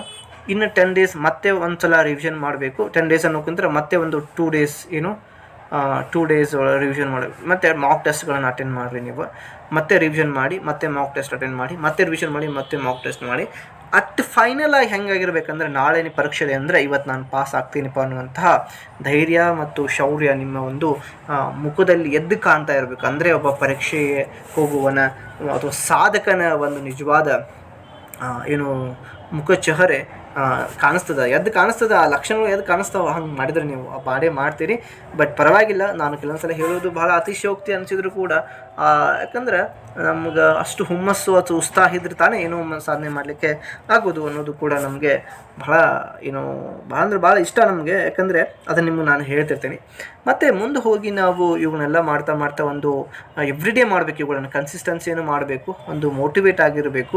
ಯಾಕಂದರೆ ನೀವು ಈ ಪರೀಕ್ಷೆನ ಪಾಸ್ ಮಾಡಿದರೆ KVS ಒಳಗಡೆ NVS ಒಳಗಡೆ ಶಿಕ್ಷಕರಾಗಬೇಕಂದ್ರೆ ನಿಮ್ಗೊಂದು ತೂಕ ಬರುತ್ತೆ, ಒಂದು ವೇಟೇಜ್ ಬರ್ತದೆ. ಆ ವೇಟೇಜನ್ನು ನೀವು ಕಾಯ್ಕೊಂಡು ಹೋಗಬೇಕು. ಐ ಹೋಪ್ ಇವತ್ತಿನ ವಿಡಿಯೋ ಲೆಂದಿ ಆಗಿರ್ಬೋದು, ಬಟ್ ನಿಮಗೆ 30 ದಿನದೊಳಗೆ ಏನು ಮಾಡಬೇಕು ಅನ್ನೋಂಥ ಸ್ಪಷ್ಟತೆ ಬಂದಿರ್ತದೆ. ಎವ್ರಿ ಡೇ ಇವತ್ತಿನ ದಿನ ಏನು ಮಾಡ್ತೀನಿ ಅನ್ನೋದನ್ನು ದಯವಿಟ್ಟು ಒಂದು ಸ್ಕೆಡ್ಯೂಲ್ ಮಾಡಿ ಅದನ್ನು ಅಷ್ಟೇ ಮಾಡಿ. ನೀವು 4 ವಿಷಯದ ಮೇಲೆ ಒಂದು ವಿಷಯದೊಳಗಡೆ 4 ಟಾಪಿಕ್ಸ್ ಮೇಲೆ ಮಾಡ್ತೀನಿ ಅಷ್ಟೇ ಮಾಡಿ. ಬಟ್ 4 ವಿಷಯ ಮುಗಿಬೇಕು, ಅದು ಏನೇ ಕನಸು ಮುಗಿಬೇಕು. ಇಲ್ಲ ಅಂದರೆ ನಿಮಗೆ ನೀವೇ ಮೋಸ ಮಾಡ್ಕೊಂಡ್ರೆ ನಂಗೆ ಹಿಂಗೆ ಒಂದು ದಿನ ಮತ್ತು ಇದು 1 ದಿನ ಆಯಿತು, 1 ದಿನ ಮತ್ತು 2 ದಿನ ಮತ್ತು 3 ದಿನ ಅಂತ ಹಿಂಗೆ ಲಿಸ್ಟ್ ಔಟ್ ಮಾಡಿ 3 ದಿನ ಆಗುತ್ತೆ. ಮತ್ತೊಂದು ವಿಷಯ ತೊಗೊಳ್ಳಿ, ಮತ್ತೆ 3 ದಿನ ಆಗುತ್ತೆ. ಹಿಂಗೆ ಮಾಡ್ತಾ ಎಲ್ಲ ಆಗ್ತಾ ಹೋಗುತ್ತಾ ಸ್ಕಿಲ್ಸ್ಗಳು ಬೆಳೀತಾ ಹೋಗ್ತಾವ. ಬಟ್ ಮಾಡ್ದೇನೆ ಎಲ್ಲ ಬರಲಿಪ್ಪ ದೇವರೇ, ನನ್ನ ಒಂದು ಕಿಸಿಯೊಳಗಡೆ ಬಂದು ಬೀಳಲಿ, ನನ್ನ ಬುಟ್ಟಿಯೊಳಗೆ ಬಂದು ಬೀಳಲಿ ಅಂತಂದು ಯಾರೂ ಕೂಡ ಕುಂತಲ್ಲೇ ಮಾಡಬೇಡಿ. ನೀವು ಇವತ್ತೇನು ಓದ್ತೀರಿ ಅದಕ್ಕೆ ದೇವನೂರು ಮಹಾದೇವರು ಒಂದು ಮಾತು ಹೇಳ್ತಾರೆ, ಭೂಮಿಗೆ ಬಿದ್ದ ಬೀಜ ಎದೆಗೆ ಬಿದ್ದ ಅಕ್ಷರ ಇಂದಲೂ ನಾಳೆ ಫಲ ಕೊಡ್ತದೆ ಅಂತಂತ. ಸೊ ಅದಕ್ಕೆ ಪ್ರಯತ್ನ ಮಾಡಿರಿ, ಫಲ ಭಗವಂತನ ಇಚ್ಛೆ. ಅದರ ಬಗ್ಗೆ ನಾವು ವಿಚಾರ ಮಾಡೋಕ್ಕೆ ಕುಂತ್ರೆ ನಾವು ಮಾಡೋ ಪ್ರಯತ್ನವನ್ನು ಕೂಡ ಬಿಟ್ಟು ಕುಂದಿರ್ತೇವೆ. ಅದ್ರ ಬಗ್ಗೆ ನೀವು ತಲೆ ಕೆಡಿಸ್ಕೋಬೇಡಿ. ಪ್ರಯತ್ನವೇ ಪರಮಾತ್ಮ ಅಂತ ಹೇಳ್ತಾ ಪ್ರಯತ್ನ ಮಾಡಿ. ಎಲ್ರಿಗೂ ಒಳ್ಳೆಯದಾಗಲಿ. ನಿಮಗೇನಾದರೂ ಪ್ರಶ್ನೆಗಳಿದೆ ದಯವಿಟ್ಟು ಕೆಳಗಿನ ಕಮೆಂಟ್ ಬಾಕ್ಸಲ್ಲಿ ಕಮೆಂಟ್ ಮಾಡಿ. ಮತ್ತೆ ಮುಂದಿನ ವೀಡಿಯೋ ಸಿಗ್ತೀನಿ. ನಮಸ್ಕಾರ.